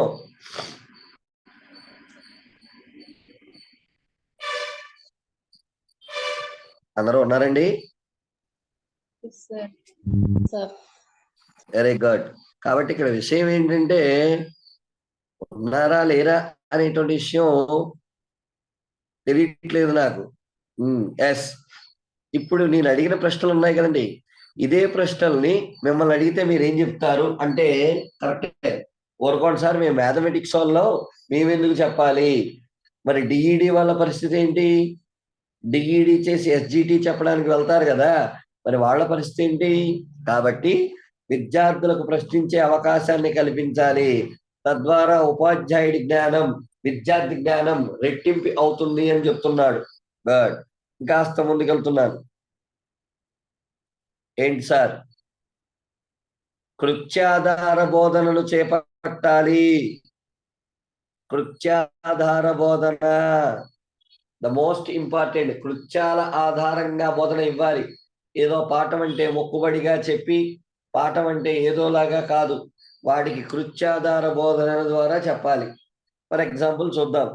వాడికి నువ్వు ముక్కు అనే పాఠం గురించి చెప్తున్నావు, జ్ఞానేంద్రియాల్లో ముక్కు అనే పాఠం గురించి చెప్తున్నావు, చెప్పేశావు, ఊగిపోయి చెప్పావు, బొమ్మ సూపర్గా వేసావు, చెప్పడం సూపర్గా చెప్పావు, కానీ అందులో ఒకడికి అర్థం కాలేదు. వాడి మొహం చూడగానే నీకు అర్థమైపోయింది. వెంటనే ఆయన్ని తిట్టేయకూడదు, ఒరేయ్ నువ్వు వింతే, నీకు ఇంకా రాదు, మీ నాన్నింతే, మీ అమ్మింతే, మీ జాతి ఇంతే తిట్టేయకూడదు. ఎవరికైనా అర్థం కాలేదంటే ప్రాబ్లం మనదే. పర్స్పెక్టివ్స్ అర్థం కాలేదంటే దానికి 100% పూచీకత్తు నాదే, మీది కాదు. మీరు నేర్చుకున్నామని వచ్చారు, నేర్చుకునే పద్ధతుల్లో నేను చెప్పాలి తప్ప ఏదో ఒక పద్ధతిలో చెప్పి అయిపోయింది అంటే పద్ధతి కాదు. అందులోనూ ఎలిమెంటరీ ఎడ్యుకేషన్, ప్రాథమిక విద్యలో అసలు కాదు. కాబట్టి కృత్యాధార బోధన చేయాలి. ముక్కు అనే పాఠం అర్థం కాలేదు, వెంటనే ఆ బొడ్డోడిని పిలిచావు, ఒరే బొడ్డోడా రా ఇటు. వచ్చాడు. ఏంటి సార్ అని అడిగాడు.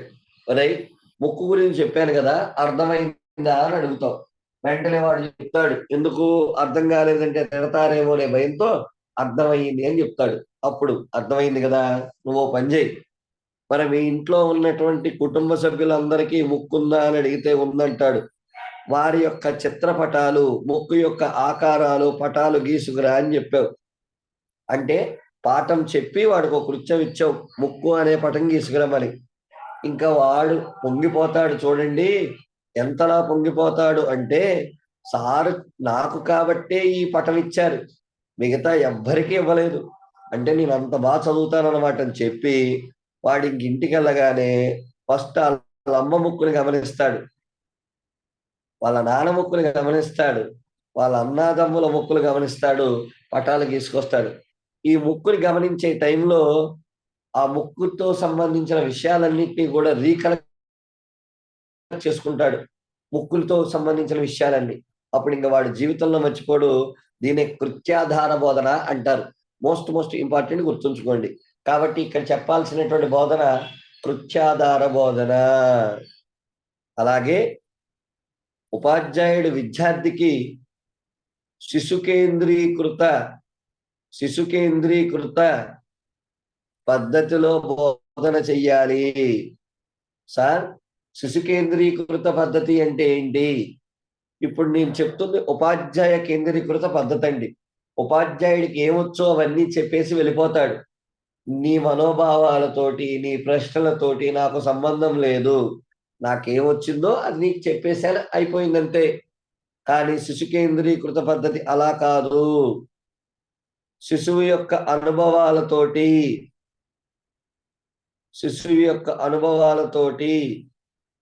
శిశువు యొక్క ఆసక్తులతోటి, శిశువు యొక్క అభిప్రాయాలతోటి కలిపి చెప్పే బోధన్నే శిశు కేంద్రీకృత పద్ధతి అంటారు. మోస్ట్ ఇంపార్టెంట్ గుర్తుంచుకోండి. శిశు కేంద్రీకృత పద్ధతి అంటే శిశువు యొక్క అనుభవాలు, శిశువు యొక్క ఆసక్తులు, శిశువు యొక్క అభిప్రాయాలను ఆధారంగా చేసుకుని బోధించే పద్ధతినే శిశు కేంద్రీకృత పద్ధతి అంటారు. మోస్ట్ ఇంపార్టెంట్ గుర్తుంచుకోండి. దీన్నే శిశు కేంద్రీకృత పద్ధతి అంటారు. అంతే తప్ప మనకేమొచ్చిందో వాళ్ళకి చెప్పడం కాదండి, శిశు కేంద్రీకృత పద్ధతి ద్వారా చెప్పాలి. గుడ్.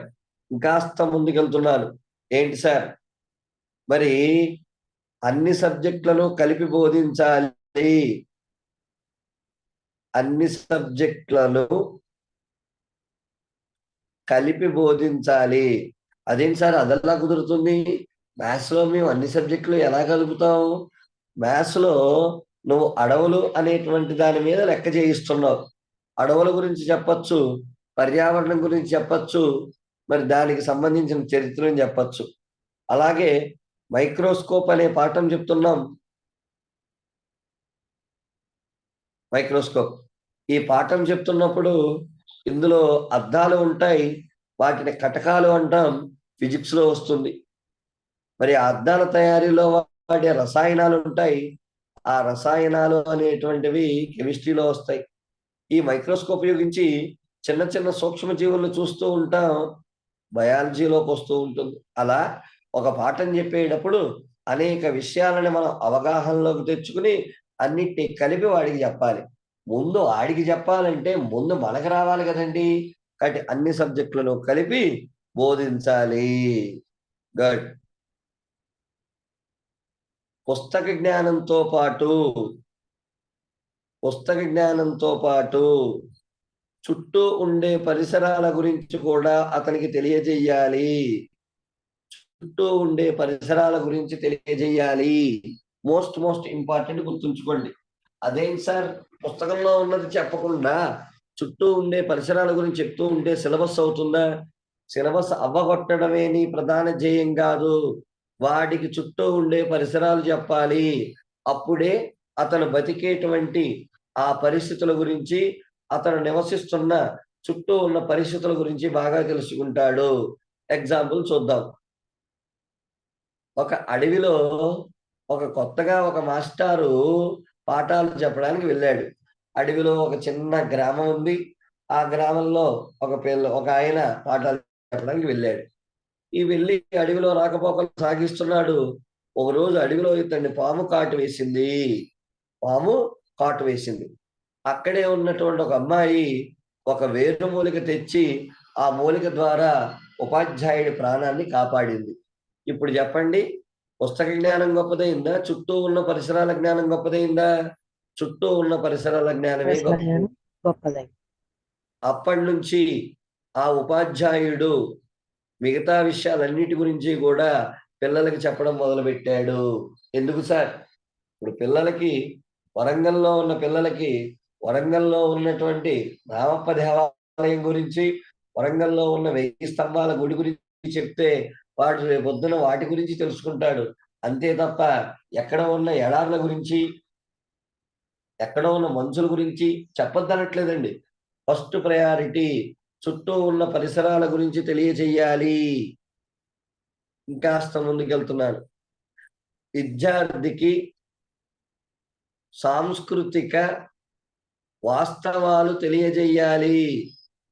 సాంస్కృతిక వాస్తవాలు అంటే కొన్ని వందల సంవత్సరాల బట్టి కొన్ని ఆచారాలు మన యొక్క కుటుంబాల్లో వస్తున్నాయి. వాటికి కలిగిన సాంస్కృతిక వాస్తవాలను తెలియచేయమంటున్నాడు. అలాంటిది ఏదైనా ఒకటి ఉందా? ఏదన్నా మాకు చెప్తారా? చెప్తారు. మన ఏదైనా శుభకార్యం జరిగితే తప్పనిసరిగా మన ఇళ్లలో ఏ ఆకులు కడతారు? మామిడాకులు కడతారు. Very good, super. మీరు ఎందుకు మామిడాకులు కట్టాలి?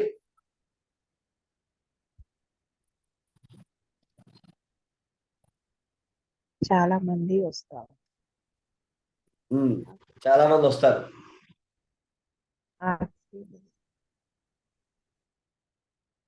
చెప్తారు పర్లే. ఆక్సిజన్ లెవెల్స్ ఎక్కువ ఉంటాయి సార్. మామిడాకులతోనే ఆక్సిజన్ లెవెల్స్ ఎక్కువగా ఉంటాయి. శుభకార్యం జరిగేటప్పుడు ఎక్కువ మంది వస్తారు కాబట్టి, ఎక్కువ మంది వస్తే వారి నుంచి కార్బన్ డైఆక్సైడ్ బయటకు వస్తుంది కాబట్టి, ఆ కార్బన్ డైఆక్సైడ్ ని పీల్చుకుని అవి ఇస్తాయి కాబట్టి మనం మామిడాకులు కడుతున్నా ఉన్నాం. Okay, first question. మొక్క నుంచి విడిపోయిన పత్రాలు కిరణజన్య సంయోక్రియ చేయగలవా? Question number 1. నో. అంటే మన మామిడాకులు ఆక్సిజన్ రిలీజ్ చేయగలవా? మరి ఎందుకు పెట్టాం? గుడ్. ఇది మొదటి ప్రశ్న. రెండో ప్రశ్న, మామిడాకుల కంటే రావి ఆకుల నుంచి ఎక్కువగా వస్తుంది ఆక్సిజన్. ఈ ప్రపంచంలో అత్యధిక ఆక్సిజన్ ని విడుదల చేయగలిగింది రావి. అది ఇచ్చినంత ఆక్సిజన్ ఎవ్వరూ ఇవ్వలేరండి. అందుకే రావి చెట్టుని భగవంతుడిగా కొలుస్తాం. ఎందుకు? మన ప్రాణవాయువు ఇచ్చింది కాబట్టే. రావి ఆకులు చూడడానికి కూడా ఏ ఆకారంలో ఉంటాయి? మంచి లవ్ షేప్ లో ఉంటాయి. మామిడాకుల కంటే బాగుంటాయి షేపు. అలాగే దళసరిగా ఉంటాయి. ఎక్కువ రోజులు పోకుండా కూడా ఉంటాయి. ఇప్పుడు చెప్పండి, మరి మామిడాకులు ఎందుకు కడుతున్నారో మీకు తెలుసా? తెలియదు. కాబట్టి ఇలాంటి సాంస్కృతిక వాస్తవాలు వాళ్ళకి తెలియజేయాలి. బాగా చూడండి, ట్రై చేయండి వాళ్ళు మొత్తం మామిడాకులు ఎందుకు కడుతున్నాము అని. రేపు పొద్దున్న ఆన్సర్ రాకపోతే నేను చెప్తాను. ఇంకా ఇలాంటి సాంస్కృతిక వాస్తవాలు ఏంటి సార్? గడపలకి పసుపు రాసేవారు. పసుపు ఎందుకు? గుమ్మంలోకి వచ్చేటువంటి సూక్ష్మ క్రిములు ఆ పసుపును చూసి గుమ్మం నుంచే బయటికి వెళ్ళిపోయేవి. ఇవాళ మనం ఏం చేస్తున్నాం? పసుపు బదులు గుమ్మాలకు ఏం చేస్తున్నాం? పెయింట్ వేస్తున్నాం. మరి ఇది ఎంతవరకు కరెక్ట్ ఆలోచించండి. ముగ్గు అనేటువంటిది భారతీయ సాంప్రదాయం ముగ్గు అనేటువంటిది పిండితో వేయడం సాంప్రదాయం. పిండిని తిన్నటువంటి సూక్ష్మ క్రిములు బయట నుంచే వెళ్ళిపోతాయి. వీధి ముందు నువ్వు ముగ్గేసావు, చీమలేవో ఇంట్లోకి వస్తున్నాయి, వీధిలో ఉన్న ముగ్గుని తినేసి బయట లోపల వెళ్ళిపోయి బయటికి. అంటే సూక్ష్మ క్రిములు బయటికి రాకుండానే ముగ్గు. కానీ ఇప్పుడు ముగ్గు మనం దేంతో వేస్తున్నాం? సున్నంతో వేస్తున్నాం. ఇలా చెప్పుకుంటూ వెళ్తే చాలా రకాలైన విషయాలు ఉంటాయి. ఆ సాంస్కృతిక వాస్తవాలను మనందరము కూడా పిల్లలకి తెలియజేయాలి. ఇది అభ్యసనం, జ్ఞానానికి సంబంధించినటువంటి విషయం. వాటి క్వశ్చన్ చూసుకోండి. అధ్యాయం 1 యొక్క పేరు దృక్పథం, అధ్యాయం 2 యొక్క పేరు అభ్యసనం, జ్ఞానం. మరి ఇప్పుడు మనం మాట్లాడుతున్నటువంటి అభ్యసన జ్ఞానంలో కొన్ని ముఖ్యమైన అంశాలు చూసాం. ఏంటి? అభ్యసన వైకల్యాలు ఉన్న వారికి ప్రత్యేక బోధనా పద్ధతుల ద్వారా పాఠాలను చెప్పాలి, విద్యార్థిని అభ్యసనలో భాగస్వామిని చేయాలి, ప్రశ్నించే అవకాశాన్ని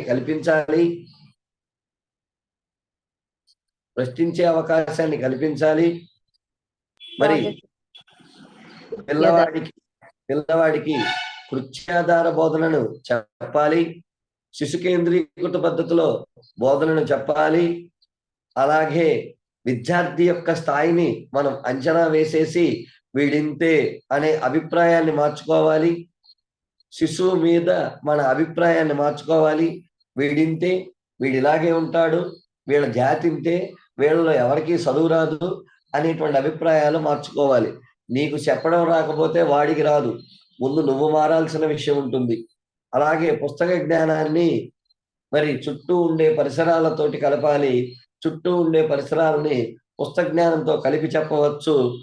సాంస్కృతిక వాస్తవాలను కూడా మనం చెప్పే పరిస్థితి చెప్పచ్చు. ఇది మనం చెప్తున్నటువంటి అధ్యాయం 2. ఒక క్వశ్చన్ ఇస్తాను, ఆన్సర్ చెప్పే ప్రయత్నం చేయండి.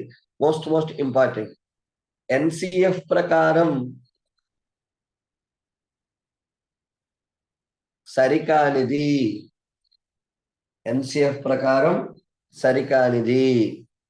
ఆప్షన్ 1 కృత్యాధార బోధనను చేపట్టాలి, విద్యార్థికి ప్రశ్నించే అవకాశాన్ని కల్పించాలి. నెంబర్ 3 కృత్యాధార బోధన అత్యుత్తమం. నెంబర్ 4 ఇంగ్లీష్ మీడియం బోధన అత్యుత్తమం. 4 సార్. English medium 4 sir.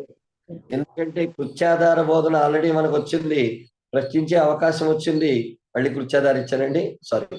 మరి 3వది ఏదో ఒకటి అయి ఉండి, ఇంగ్లీష్ మీడియం అనేటువంటిది చెప్పాలి అని మనకి ఎక్కడైనా చెప్పిందండి? చెప్పే అవకాశం లేదు కాబట్టి 100% మనం దీన్ని చూడొచ్చు. Very good. ఇంకాస్త ముందుకెళ్ళి ఇక 3వ అధ్యాయం చూద్దాం. సార్ అధ్యాయం 3 అంటున్నారు.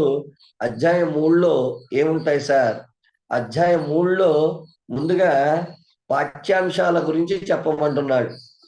తరగతి గది వాతావరణం అనేటువంటి పాఠంలో ముందుగా పాఠ్యాంశాల గురించి చెప్పమంటున్నాడు. తర్వాత తరగతి గదిలో స్థాయిల గురించి చెప్పమంటున్నాడు. చివరగా పిల్లలకు అర్థమైందో లేదో చెప్పే మూల్యాంకనం గురించి చెప్పమంటున్నాడు. కాబట్టి క్వశ్చన్ డైరెక్ట్ గా అడుగుతాడు. అధ్యాయం 3 యొక్క పేరు పాఠ్యాంశాలు, పాఠశాల స్థాయిలు, మూల్యాంకనం. పాఠ్యాంశాల్లో ముందుగా మనం చూడవలసింది భాష. ద మోస్ట్ ఇంపార్టెంట్ అని గుర్తుంచుకోండి. భాష గురించి అన్నాడు. ఏమని? పిల్లలకి జ్ఞానం అనేటువంటిది వికాసం చెందాలి అంటే భాష అత్యుత్తమం, భాష తప్పనిసరిగా రావాలి.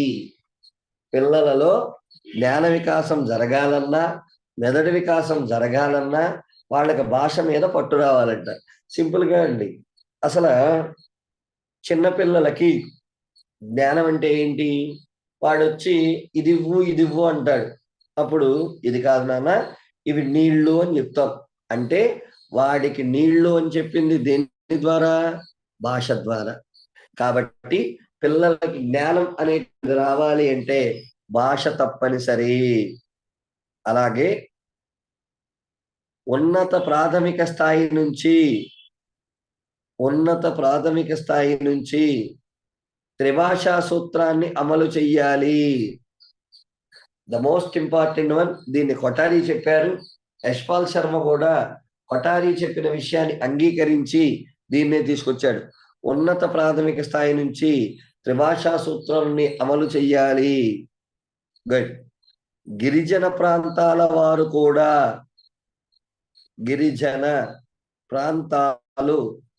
కూడా మోస్ట్ ఇంపార్టెంట్ గుర్తుంచుకోండి. గిరిజన ప్రాంతాల వారు కూడా తమ మాతృభాషలో చదువుకోవచ్చు. ఆల్రెడీ మన రాజ్యాంగం చెప్పిందండి ఏమని, ప్రతి పిల్లవాడు తనకి కావాలి అనుకుంటే తన మాతృభాషలో ప్రాథమిక విద్యను పూర్తి చేయవచ్చు. తన ప్రాథమిక విద్యను మాతృభాషలో పూర్తి చేయవచ్చు. Most important. ఇప్పుడు అదే విషయాన్ని ఇక్కడ చెప్తున్నాడు. ఏమని, గిరిజన ప్రాంతాల వారికి మన భాష కాకుండా వాళ్ళకి ప్రత్యేకించే భాష ఉంటుంది, వాళ్ళు అదే దాంట్లో చదువుకోవచ్చు. ఒక ముస్లిం ఉన్నాడు, ఆ ముస్లిం అనేటువంటి అతను ఉర్దూలో తన యొక్క విషయాన్ని మనం చదువుకోవచ్చు ఉర్దూలో. అలాగే ఒక క్రిస్టియన్ ఉన్నాడు, తన మాతృభాషని ఇంగ్లీష్ లో చదువుకోవచ్చు. నేను ఒక గిరిజన ప్రాంతం వాడిని, నేను గిరిజన భాషలోనే చదువుకోవచ్చు. కాబట్టి ప్రతి ఒక్కరూ మాతృభాషలో చదువుకోవచ్చు అని చెప్తోంది. అలాగే మోస్ట్ ఇంపార్టెంట్, అతి ముఖ్యమైన విషయం, మాతృభాష మీద పట్టు ఉంటేనే ఆంగ్లం వస్తుంది అని చెప్తోంది. మనందరికీ ఇంగ్లీషు అనే పిచ్చి బాగా ముదిరిపోయింది. మన పిల్లవాడు మనల్ని మమ్మీ అనే పిలవాలి, డాడీ అనే పిలవాలి, మాట్లాడితే ఇంగ్లీష్లోనే మాట్లాడాలి. అంతే తప్ప అచ్చ తెలుగులో అమ్మా అని పూర్తిగా పిలిస్తే నీకు రోత. ఇంగ్లీష్ మీద అంత మోసు పెరిగిపోయింది, కానీ అది తప్పు. మాతృభాష మీద ఎప్పుడైతే పూర్తి స్థాయి పట్టు వస్తుందో వాళ్ళకి ఆంగ్లం ఈజీగా వస్తుంది. అలాగే పిల్లల విషయం ఒక్కసారి గమనించండి. ఒక పిల్లవాడికి ఒక మేడం ఫ్లవర్ అనేటువంటి ఒక కొత్త విషయాన్ని బోధించింది. ఫ్లవర్ అనగానే వాడికి అర్థం కాలేదు. తెలుగులో ఆవిడ ఒరే ఫ్లవర్ అంటే పువ్వు అని చెప్పింది. అప్పుడు వాడి మైండ్లో ఒక చిన్న ఫ్లవర్ డయాగ్రామ్ లేదా పువ్వు డయాగ్రామ్ వస్తుంది. అంటే ఇంగ్లీష్ మీడియం చెప్పడం వల్ల పిల్లవాడికి ఇంగ్లీష్ నుంచి తెలుగు, తెలుగు నుంచి దృశ్యం. అదే డైరెక్ట్ గా పువ్వు అని చెప్పింది అనుకోండి, దృశ్యం అతని మెదడులోకి వచ్చేస్తుంది, సమాచారం నేరుగా వెళ్తుంది. కాబట్టి క్వశ్చన్ ఇక్కడ ఏమడుగుతున్నాడు, మాతృభాష మీద పట్టు ఉంటేనే ఆంగ్ల భాష వస్తుంది అని చెప్పాడు. కాబట్టి భాష గురించినటువంటి విషయాలు గుర్తుంచుకోండి. జ్ఞాన వికాసం భాష వల్లనే జరుగుతుంది. ఉన్నత ప్రాథమిక స్థాయి నుంచి త్రిభాషా సూత్రాన్ని ప్రవేశపెట్టాలి. గిరిజన ప్రాంతాల వారు కూడా మాతృభాషలో చదువుకోవచ్చు. మాతృభాష మీద పట్టు ఉంటేనే ఆంగ్లం వస్తుంది అని చెప్తున్నాడు. ఇది అధ్యాయం 3లోని పాఠ్యాంశాల్లోని నెంబర్ 1 భాష. మరి నెంబర్ 2 ఏంటి సార్? మరి నా ముందున్నటువంటి కాబోయే మ్యాథమెటిక్స్ లెక్చరర్ గురించే గణితం. అసలు గణితం ద్వారా పిల్లవాడు ఏం నేర్చుకోవాలి?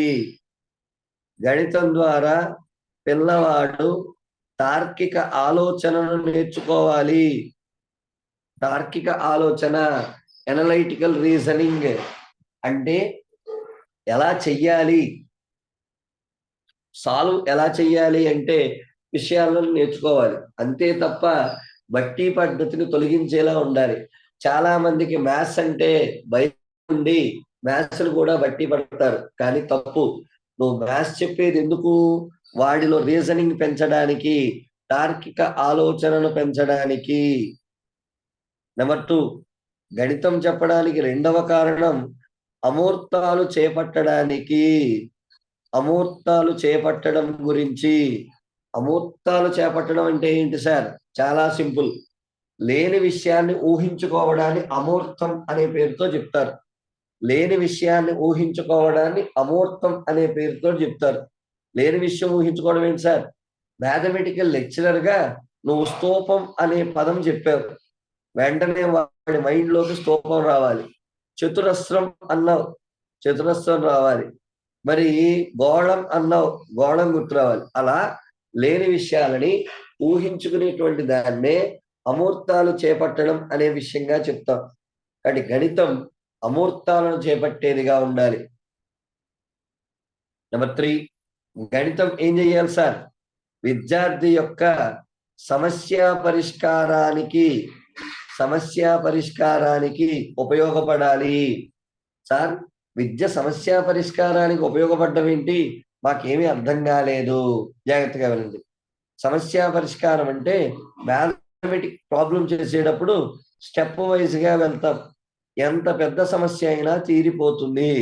కాబట్టి సేమ్ టు సేమ్ పెద్ద పెద్ద సమస్యలను కూడా మనం తీర్చవచ్చు అనేటువంటి దాన్ని, లేదా పెద్ద పెద్ద సమస్యల నుంచి కూడా మనం బయటపడచ్చు అనే దాన్ని మనకు గణితం చెప్పాలి. కాబట్టి అడుగుతాడు, తార్కిక ఆలోచన పెంచే సబ్జెక్ట్ గణితం, అమూర్తాలను చేపట్టేదిలా చేసేది గణితం, సమస్య పరిష్కారాన్ని తీసుకొచ్చేది గణితం.